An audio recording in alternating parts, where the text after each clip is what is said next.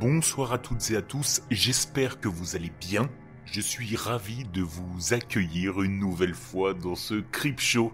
J'enregistre un 25 février, en fait le jour même de sortie de l'épisode. C'est vous dire à quel point parfois je suis un peu en retard, mais on joue la transparence. Février, mois de l'amour, et ça tombe bien puisque j'ai une petite anecdote d'un fait qui s'est déroulé un 25 février 1922. Une exécution pour être précis. Et si je vous parle de cette exécution en plein podcast horreur, c'est parce que cet homme, Henri-Désiré Landru, un Parisien né en 1869, mort guillotiné, avait tué pas moins de 10 femmes et un jeune enfant en faisant croire qu'il était amoureux d'elle, dans cette arnaque au sentiment, dans le but d'avoir un peu plus d'argent. Landru publie dans la presse des annonces sous de faux noms pour épouser des femmes veuves. Ensuite, il les invite dans un manoir loué où il prétend avoir élu domicile. Il convainc ces femmes de son amour et il en profite pour leur soutirer leur argent. Une fois fait, il se débarrasse de ses victimes. La première femme à lui avoir fait confiance était une lingère, accompagnée de son fils, et on ne les a plus jamais revus. Une fois ces crimes accomplis, Henri-Désiré Landru retrouve sa vraie femme et ses vrais enfants, qui ne sont bien sûr pas au courant, et le pense brocanteur.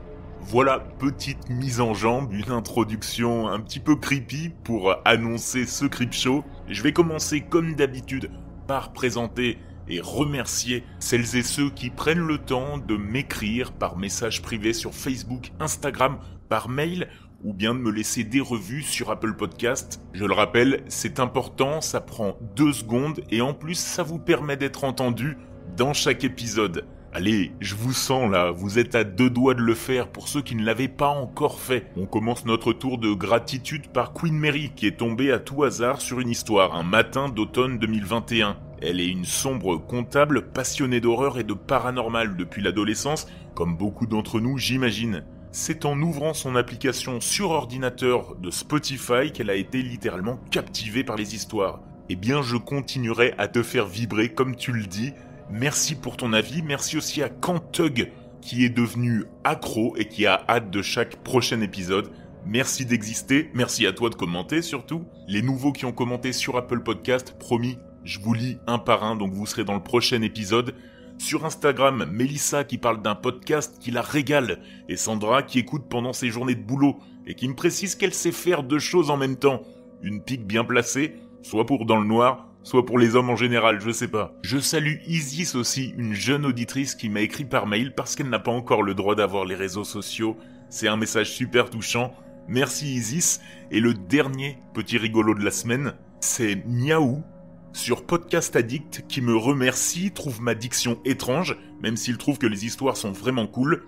Bizarre puisqu'il m'a mis 1 étoile, moi je trouve pas ça forcément cool, et je peux t'aiguiller du coup vers d'autres podcasts comme La Station Hantée ou Mystère qui te conviendront peut-être mieux. Moi, je ne donnerai pas ma langue au chat. On va un petit peu baisser la lumière là. On va se faire peur avec une histoire paranormale. Un influenceur animalier, environnemental, je sais pas comment on pourrait le qualifier, qui veut créer d'un marécage bien sombre et dégueulasse en une zone bien saine et propre, mais ça tourne mal. Je vous laisse vous installer confortablement, serrez bien fort votre coussin, baissez le rythme de votre respiration. On commence tout de suite dans le noir. Ce projet était censé être ma grande opportunité, un moyen d'attirer de nouveaux abonnés. Il semblait être le moyen idéal de capitaliser sur le fait qu'Influenceur Magazine m'avait désigné comme un de ses 10 créateurs de contenu émergents à suivre en 2023. Non mais imaginez le succès de mon nouveau projet, une série de vidéos sur une prairie marécageuse et hostile qui se transforme en un écosystème sain et vivant. L'engagement sur les réseaux sociaux potentiels était sans limite. Alors il y a 6 mois, j'ai creusé le sol à côté de la forêt qui borde ma maison de 6 hectares. J'ai surtout fait le travail moi-même, car toutes les entreprises locales d'aménagement paysager ont, très bêtement, refusé de travailler gratuitement. Je leur avais pourtant proposé de les exposer dans ma vidéo. Ça aurait pu leur faire du succès. Mais non. Dommage. J'ai commencé par creuser les différents niveaux de l'étang, ce qui me permettrait de maintenir une température stable tout au long de l'année. Puis, une fois le trou rempli, j'ai aplani les bords et construit un poste d'observation pour prendre des clichés. J'ai également ajouté des perchoirs et des nichoirs pour attirer la communauté des passionnés d'oiseaux. Pendant tout ce temps, mes fans les plus fidèles ont reçu des échantillons du projet via TikTok et Snapchat notamment. J'ai planté 2 douzaines d'espèces de fleurs sauvages dans toute la zone. À la fin de l'automne, les coléoptères, les abeilles et araignées d'eau sont arrivés et les étourneaux ont commencé à utiliser les perchoirs pour les chasser. Un chaton, maigre et gris, est apparu au même moment, miaulant pendant que je carrelais et que je ratissais l'étang. Les gens adorent voir des animaux être recueillis. Alors ma femme, Alex, a posté des stories sur Insta sur la façon dont nous avons gagné la confiance peu à peu de la créature sauvage, en rapprochant progressivement les assiettes de thon de la maison.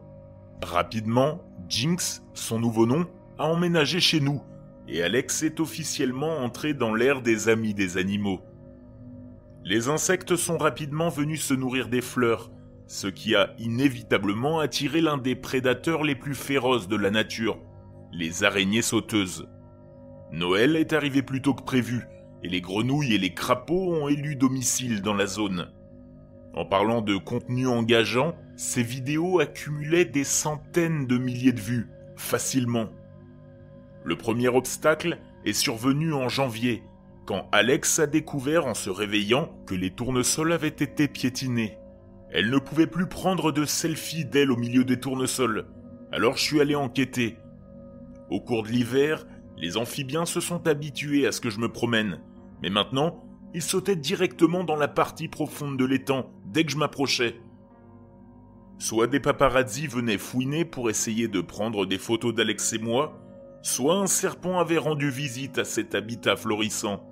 Eh bien, la prédation faisant partie du cercle de la vie, et plus important encore d'un contenu passionnant, j'espérais vraiment la seconde hypothèse. Malheureusement, au cours des semaines suivantes, les dégâts ont dépassé le stade des plantes écrasées. Chaque matin, des carcasses en morceaux flottaient dans l'eau. Écureuils, pinsons, ratons laveurs. Cela m'a bouleversé, car ce type de contenu fait fuir les sponsors. Imaginez ma surprise lorsque j'ai découvert que, selon Google, aucune créature originaire de cette partie du monde ne déchirait d'aussi gros animaux, avec autant de férocité, et créait des peintures à la Jackson Pollock, les entrailles en plus. Je suis tombé sur une mine d'or pour YouTube. Mon esprit bourdonnait de titres accrocheurs. Maintenant, je pourrais me lancer dans une série de meurtres mystérieux.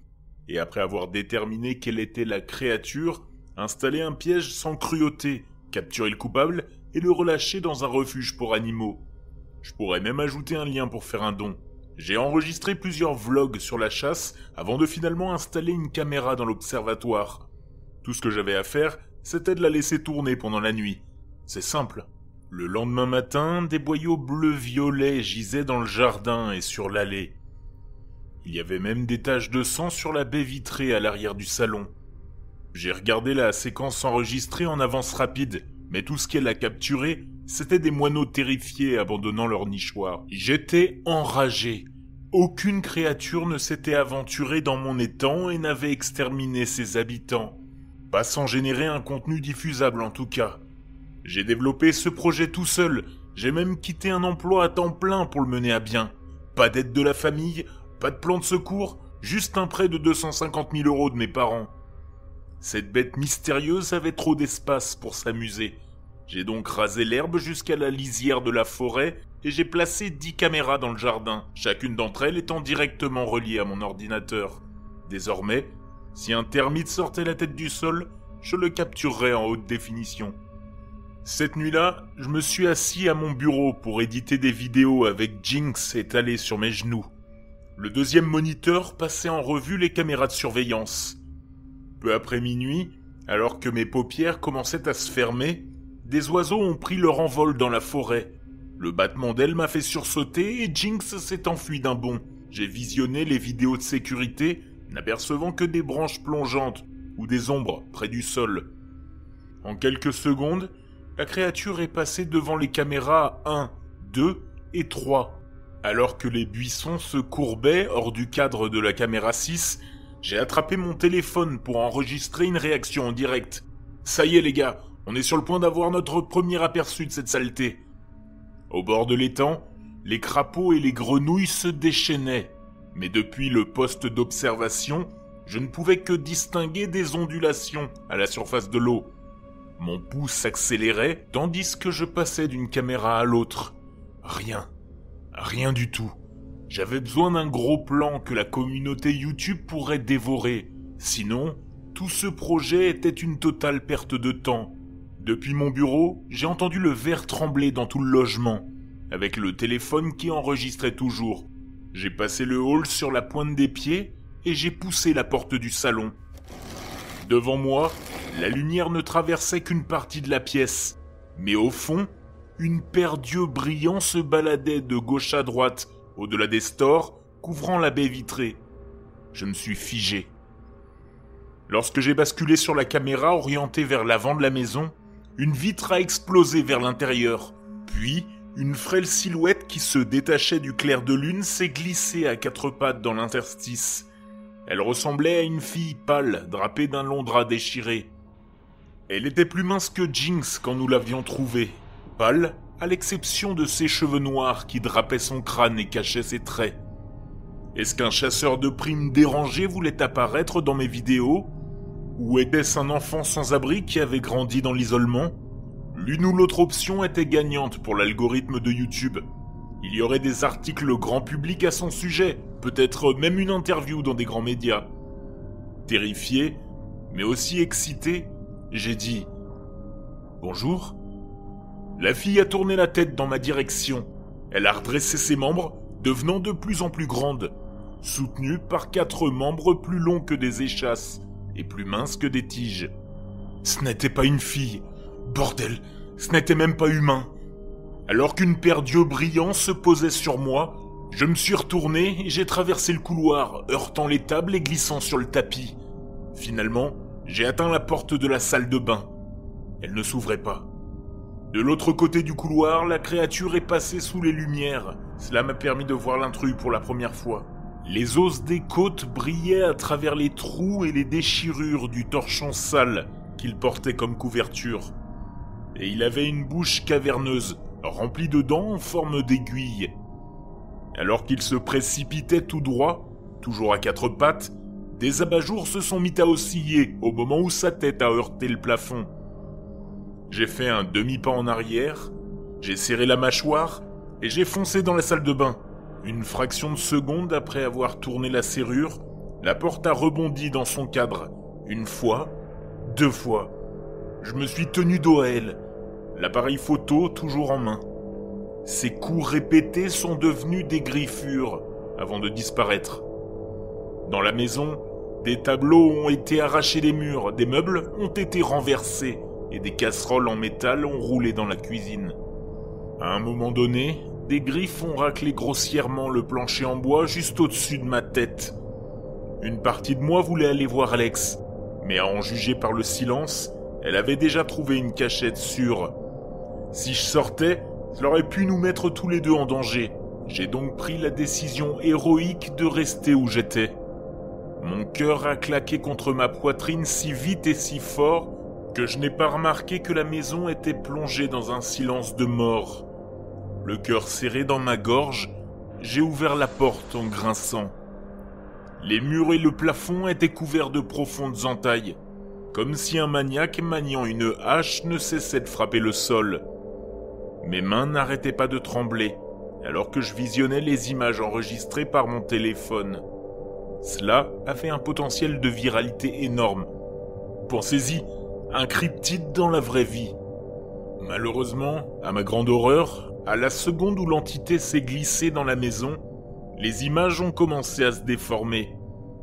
Avec la pixelisation, on ne pouvait rien voir. En haut, Alex se cachait dans son dressing, calfeutré dans les vêtements de sa dernière vidéo d'essayage. Jinx avait aussi disparu. Ce qui nous amène à maintenant. J'ai acheté un appareil photo à 43 000 €, dont les critiques affirmaient qu'il n'y avait jamais de flou ou de pixelisation. J'ai aussi acheté du matériel de chasse spécialisé, comme des pièges à ours et des cages télécommandées. Mon plan est de capturer cette entité d'un autre monde sur mes vidéos et de faire taire les détracteurs. Je voulais poster ce message parce que beaucoup d'entre vous ont demandé des mises à jour. Sachez qu'il y a du contenu en route. En attendant, n'oubliez pas de garder un œil sur mes réseaux sociaux.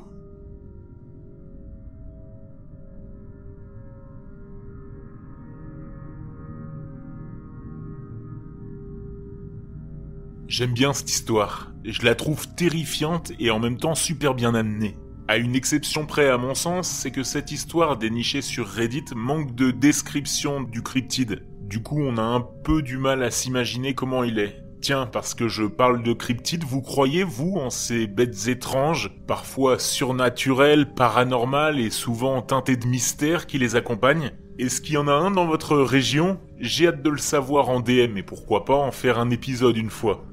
En parlant de créatures étranges qui ne pointent pas le bout de leur nez, on va se terminer avec une histoire vraiment flippante. J'avoue que j'en avais jamais entendu parler, pourtant, apparemment, le personnage dont je vais vous parler apparaît dans la 3e saison d'American Horror Story, Coven. Est-ce que ça vous dit quelque chose si je parle du Axeman, ou l'homme à la hache en bon français ? C'est un tueur en série célèbre de la Nouvelle-Orléans, un tueur qui avait des méthodes de meurtre brutales, avec une arme de prédilection, évidemment la hache, et des attaques aléatoires. Il avait aussi une passion pour le jazz. Ce tueur n'a jamais été attrapé. Parlons du jazz.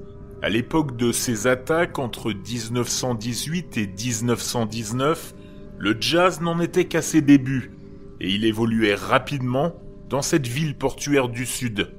Petite précision, quand je parle de Nouvelle-Orléans, je ne parle pas de l'État, mais bien de la ville qui se situe en Louisiane aux États-Unis. La ville venait de se libérer de la ségrégation dans les années qui ont suivi la guerre civile. C'était un mélange d'Afro-Américains, de Juifs, de Créoles, de Blancs et de bien d'autres types de populations. Le jazz, quant à lui, c'était le son d'une jeune génération prête à faire la fête. Inutile de mentionner que les générations plus vieilles détestaient cette musique. Au début, le tueur n'était pas connu sous le nom de Axeman, mais c'était un mystérieux intrus qui cisaillait les portes, tailladait les propriétaires et leurs femmes à mort avec sa hache.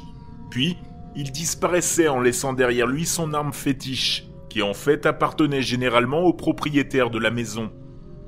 Les journaux de l'époque rapportaient tous les détails macabres, et ont plongé la ville dans un état de peur pendant l'été de 1918.